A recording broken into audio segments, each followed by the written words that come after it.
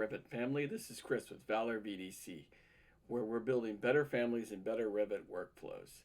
Yes, as the sign says, finally, flow meters. You know, I can't tell you how long I've been looking for these. I've called the manufacturers. Nobody seems to make Revit families.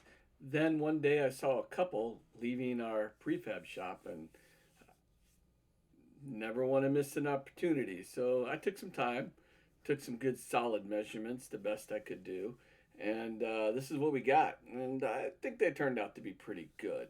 Now, jumping into Revit, this is what we have. I took some time and I created a couple pipes and I added valves and the necessary accoutrements that these flow meters require: a OLET, a close nipple, and a valve. You can see that I created both of these with Revit families and fabrication parts, so you can see that they work with both sides.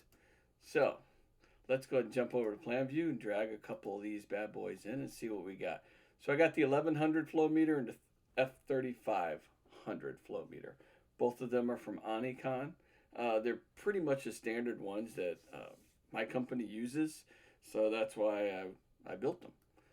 Let's go ahead and jump in here, and we're going to go ahead and zoom in here and line this one up the best we can right there. And then we're going to come over here. We're going to bring this one in, and we're going to put it in with our fitting family here. We're going to go ahead and paste that bad boy right there. Hit the escape key, and let's go ahead and rotate this thing around.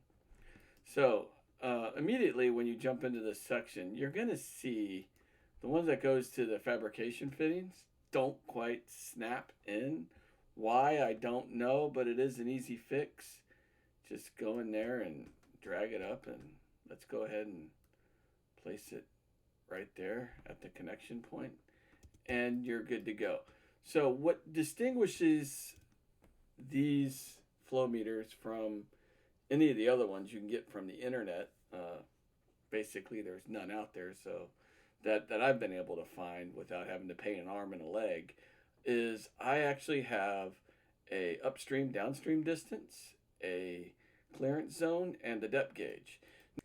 If you've ever looked at Onicon's submittal packages or information on their websites for installation and everything, you will notice that their documentation is noticeably lacking when it comes to any information to the size of the boxes or the length of the depth gauges. So if you got some larger ones than what I show, just give the manufacturer a call. Their number is right there on the submittal. They're more than happy to talk to you, and they're all around great guys when I talk to them. So with these depth gauges, I made two ways you can adjust them. You can adjust it here by the arrows, which gets you kind of close.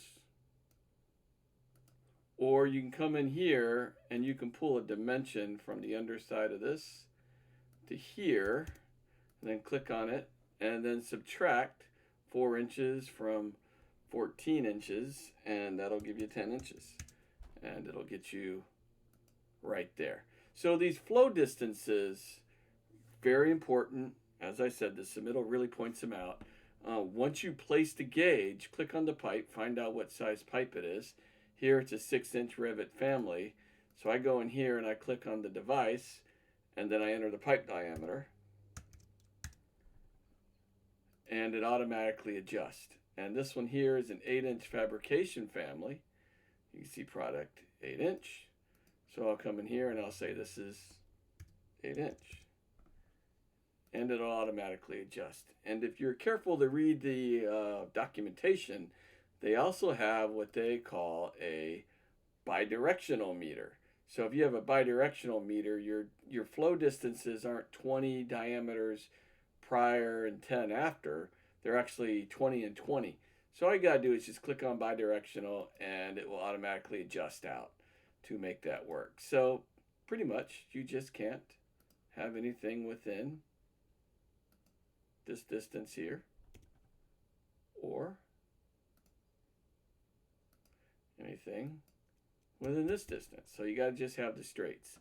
That's pretty much for these. Now, one of the magical things is if I go into this 3D view, and you're going to export the Navis, what you don't want to do is have someone running through this and it becoming a clash and having to deal with that.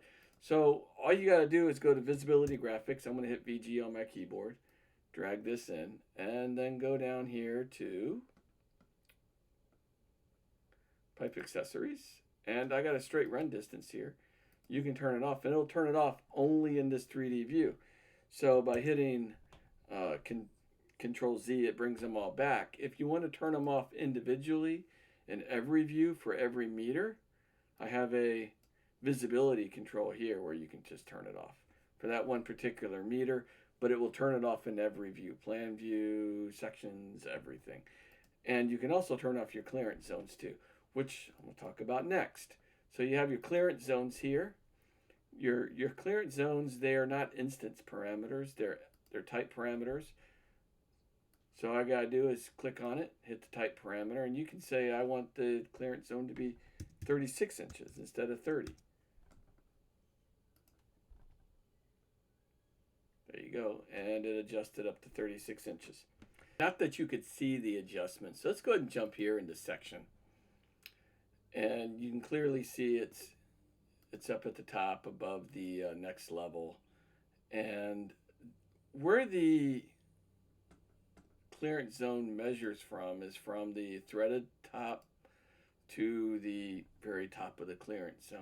And the reason why I took it from there instead of the pipe is because you need the 30 to 36 inches to remove the device from the ball valve and slide it up and down on this stainless steel pipe.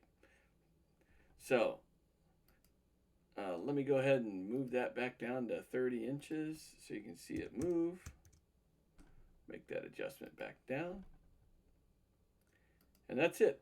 So that's all for these flow meters. Please come by and visit us at ValorVDC.com. You can pick them up there, along with other Revit fittings that actually work. So please click that like, share it with a friend, and subscribe so you're in the know when I release the next video. As I've said before, we're a young startup company. We're trying to build Revit fittings that actually work. That's something that's noticeably lacking out there. A lot of manufacturers hire people to build them, but they're not actual plumbers or pipe fitters. So I'm actually a master plumber, and I know how piping systems go together, and I know what it takes to get these systems coordinated, fabricated, and out the door. And that's what I'm trying to bring to you guys for some value. Thank you. Until next time.